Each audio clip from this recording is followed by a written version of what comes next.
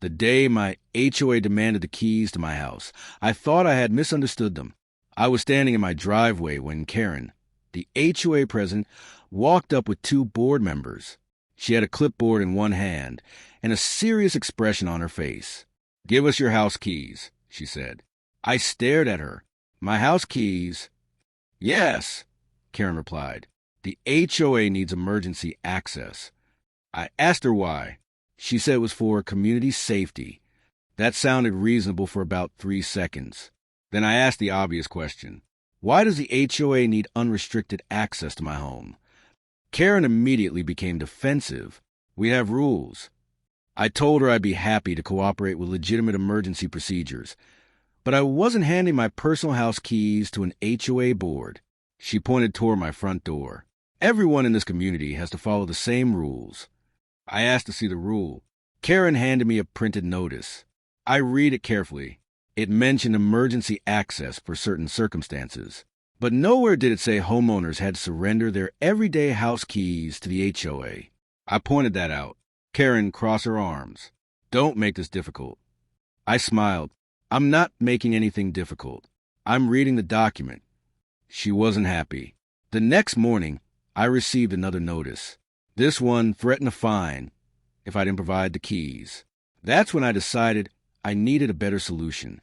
I called a professional locksmith, but instead of simply changing the locks, I upgraded my entire entry system. I installed high-security biometric locks. My front door now required a fingerprint or an authorized access code. The system also kept an electronic record of every entry. No shared keys. No mystery copies. No guessing who had accessed my house. And most importantly, nobody could simply walk away with my house key. A few days later, Karen returned. She stood at my front door holding the same clipboard. "I told you to provide the keys." I looked at my new biometric lock. Then I looked at her. "I don't have keys to give you." Karen looked confused. "What do you mean?" I pointed toward the lock. "Biometric access." She stared at the fingerprint scanner. "You replace your locks?" "Yes." "Because of the HOA?"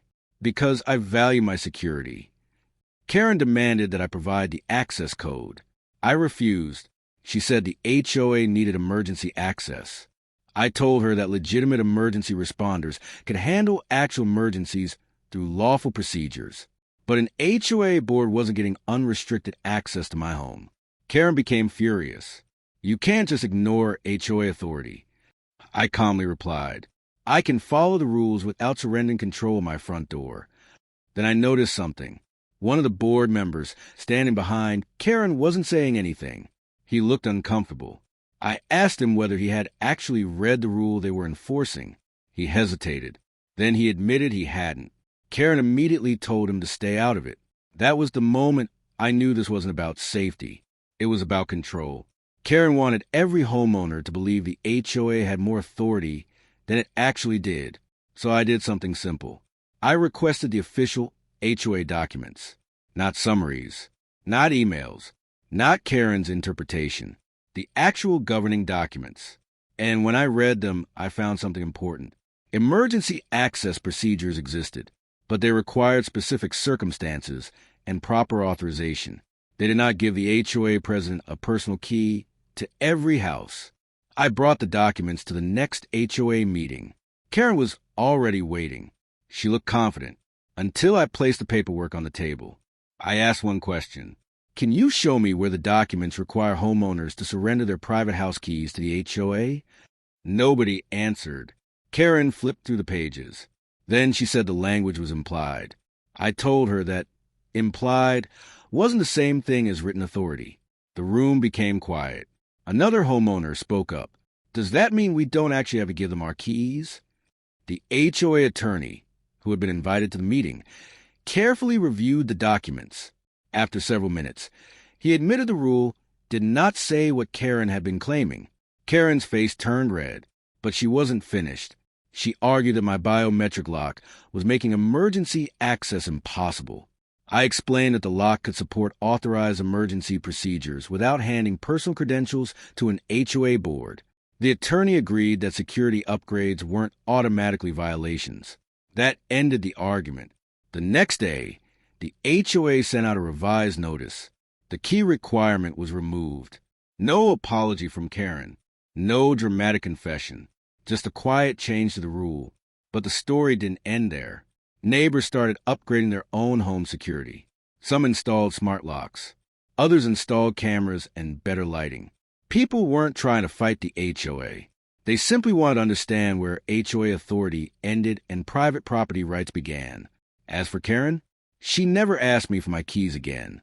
And whenever she saw me at the neighborhood entrance, she would glance at my house and then look away. My favorite part happened months later. I was coming home when I saw Karen standing near my driveway. She looked at my biometric lock. Then she jokingly raised her hand and said, "So, what do I need to get in?" I held up my finger. "Bring a finger." She laughed despite herself. And that was the end of it, because the lesson wasn't really about biometric locks. It was about knowing your rights, reading the documents yourself, and never confusing someone's position with unlimited authority.